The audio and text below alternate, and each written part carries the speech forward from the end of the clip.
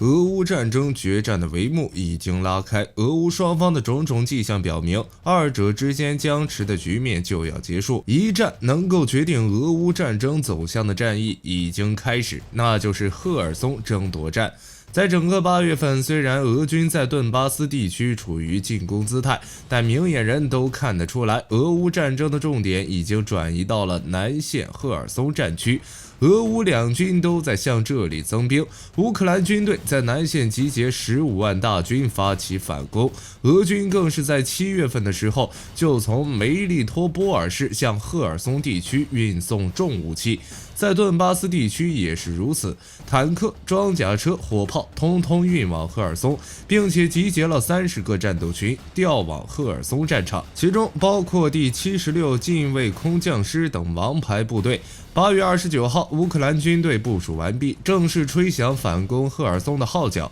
现在已经突破了俄军在赫尔松的第一道防线。问题来了，乌军的口号明明是夺回克里米亚，为什么还是把战场定在赫尔松？赫尔松与克里米亚哪个更适合作为决战的地点？现在的俄乌战场就只有2个重点：顿巴斯与赫尔松。在顿巴斯地区，俄罗斯在取得北顿涅茨克的控制权之后，面对得到海马斯助力的乌方守军，进展几乎停滞，连离卢顿两地交界不足10公里的塞维尔斯克也尚未攻下，前线依然集中于塞维尔斯克与其南方巴赫穆特的阵线。在南方的赫尔松，乌克兰军队采取的是缓进策略，用海马斯截断俄控地区到第聂伯河西岸赫尔松市的补给，并打击俄军后方的弹药库。在补给锐减的情况下，赫尔松里的俄军几乎就成了瓮中之鳖。无奈之下，俄军也只能从东部抽调兵力增援，这就分散了俄军兵力。可以说，现在的俄乌战场就是牵一发而动全身。俄军一方面通过搭设浮桥来维持赫尔松俄军官兵的补给，一方面俄军正在派调76空降师和101空降师前往赫尔松支援。问题是，俄军将2支部队南调，会大大减轻顿巴斯地区乌军的压力，而且俄军对顿涅茨克州的战略要地巴赫穆特以及塞夫尔斯克的进攻并不顺利。其中，塞夫尔斯克的进攻已经宣告失败。如果俄军削弱自己在顿巴斯地区的兵力部署，顿巴斯地区的乌军就有机会了。而且，当地赫尔松的局势对于乌军而言可以说是一片大好。发起反攻之后，俄罗斯是进退两难。现在赫尔松地区只有人行道能用，乌军已经切断了第聂伯河的右岸，摧毁了因古莱特河上的桥梁，斩断了俄军的补给道路，连从克里米亚提供武器和人员的机会都没有。只是赫尔松作为乌克兰南部重镇，也是俄罗斯军队向西进攻敖德萨的关键跳板，所以俄军在赫尔松修建了3道防线。乌军想要解放赫尔松，肯定不是1、2周就能完成的事儿。至于什么时候结束，谁输谁赢都不好说。但唯一能够确定的就是这场战役会影响俄乌战争的走向。乌克兰赢了，解放赫尔松，那么接下来就能把重点放在克里米亚，夺回被俄军之前侵占的土地，顺带打击一波俄军的士气。毕竟一连打了半年，没什么太大的成果不说，还把战前的土地归还给了乌克兰，甚至说把自己积蓄已久的力量一波打没，势必会影响当前的顿巴斯战线。就比如俄罗斯最近又在顿巴斯地区征收民兵，支援赫尔松之后，顿巴斯地区的兵力就不够了。只是在马里乌波尔和北顿涅茨克等地的战斗之后，顿巴斯民兵已经没什么战斗力了。现在抓的壮丁只是说是凑人头。如果俄军拿下赫尔松，那么结局是一样的。乌克兰为了反攻积蓄的实力也是一波没，夺回克里米亚更是成了无稽之谈。基辅和敖德萨也会面临危机，所以赫尔松这一战就是俄乌战争的一大转折点，是天堂还是地狱，就看这一战的胜负。这也是为什么乌军把战场定在了赫尔松。松，而不是克里米亚。实际上，乌军早就表示要在9月份解放赫尔松，因为俄罗斯计划在9月份在赫尔松地区举行公投，老套路了。公投之后就成立赫尔松人民共和国，共和国要么独立，要么加入俄罗斯，就跟现在的克里米亚一样，投入敌人的怀抱，一去不复返。所以乌克兰才会打算在9月份反攻赫尔松。另一个原因就是乌军在赫尔松地区有优势，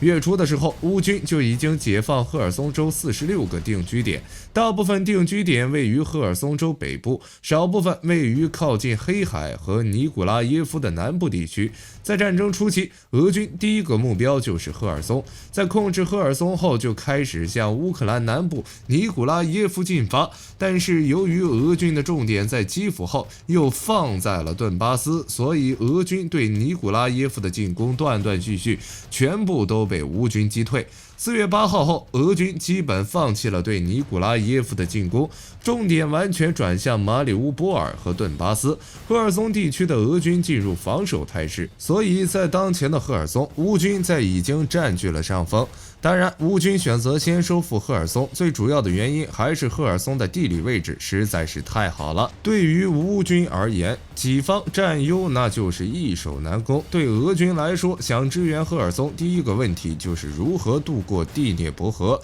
安东诺夫大桥虽然没有被完全摧毁，但是在海马斯的打击下失去了通行能力。俄军工兵的工作也很敷衍，在海马斯的威胁下，几乎不可能将大桥恢复到通行状态。至于使用浮桥和轮渡，那就不要提，不仅运输能力太低，在海马斯面前也极为脆弱，一炮就能摧毁浮桥。轮渡倒是难以击中，但两岸的码头却是固定不动的，这也是俄军根本就没对浮桥和轮渡重视的根本原因。建好了也很容易被摧毁，徒增乌军战绩。这都是实打实的经验，俄军不是没试过。安东诺夫大桥无法使用，现在俄军就需要绕路才能渡过第聂伯河，单程就达150公里，路况很差，其中必须通过的卡霍夫斯卡水库还处于乌军炮火打击范围内，所以俄军必须要做的就是恢复安东诺夫大桥的通行能力。鉴于俄军无力打掉海马斯，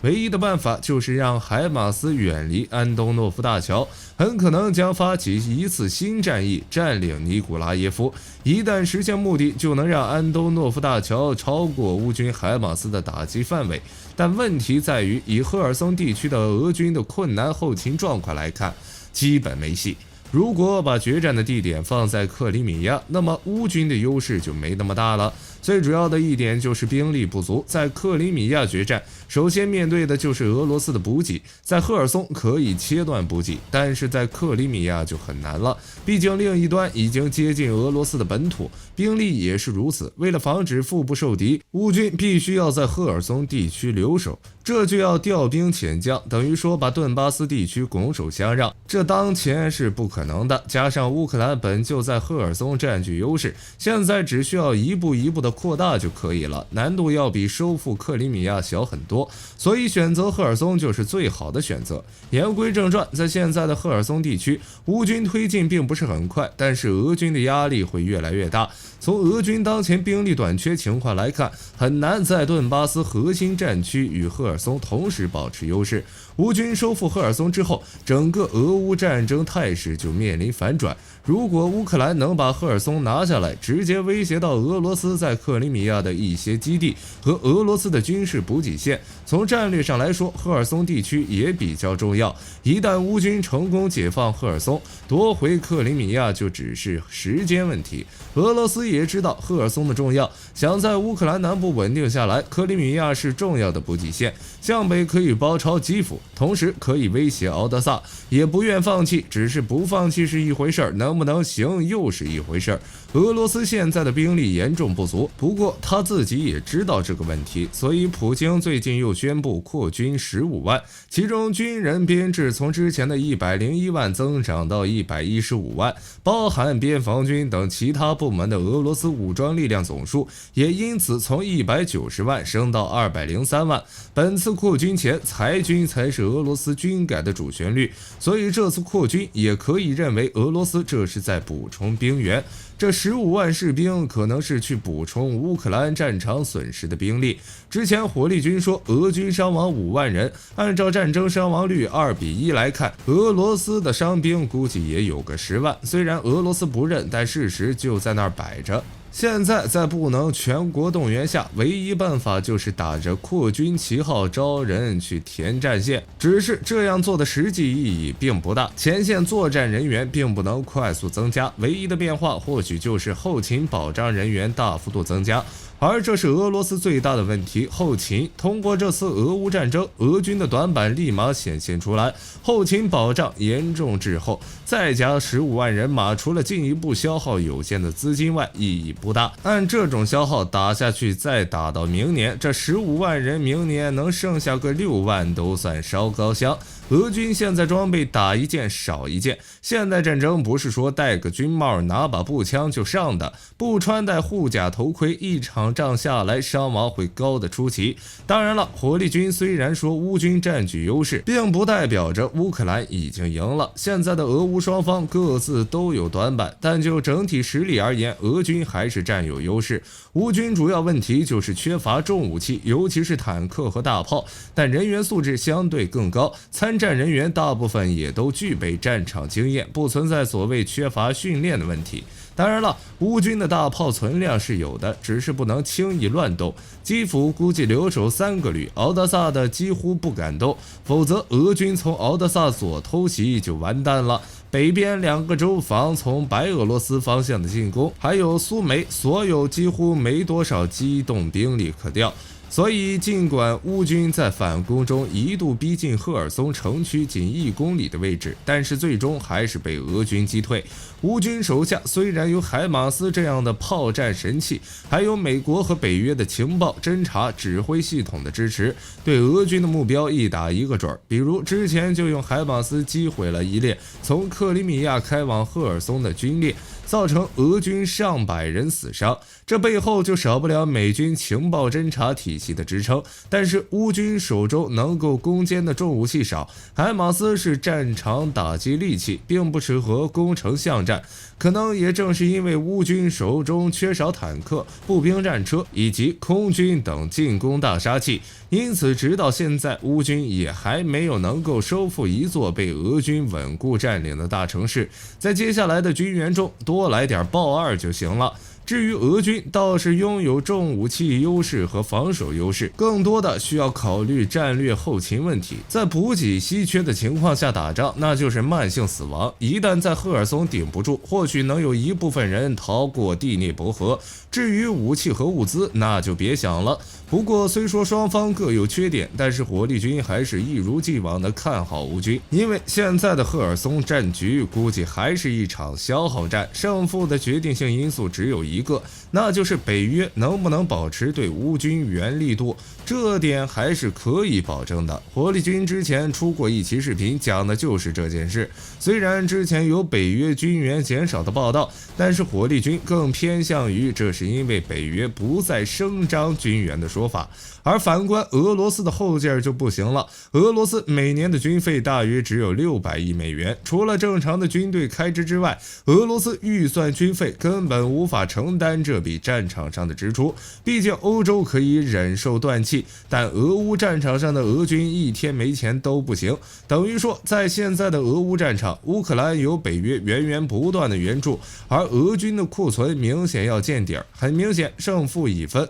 除非俄罗斯突然暴众，拿着自己的全部身家去赌。至于俄军扩军15万这个问题，火力军认为这更像是俄军颓败的开端。最好的例子就是苏联入侵阿富汗的时候，就出现过苏联向阿富汗大规模增兵，这就是苏联深陷战争泥潭的表现。想当初，莫斯科原以为苏联的大军一到阿富汗就能手到擒来，可惜梦想很美好，现实很骨感。阿富汗的骨头太硬，拿不下来，莫斯科无计可施，只好寄希望于增兵这一条路。一切侵略者都总是把不断增兵作为挽回侵略战争败局的手段，只是增兵越多，失败也就越惨，这已成为任何侵略者都逃脱不了的规律。好了，这期视频到这儿就结束了。各位认为乌军什么时候能收复赫尔松？欢迎在视频下方留言评论。如果视频内容有不对的地方，各位也可以下方指正。我们下期再见。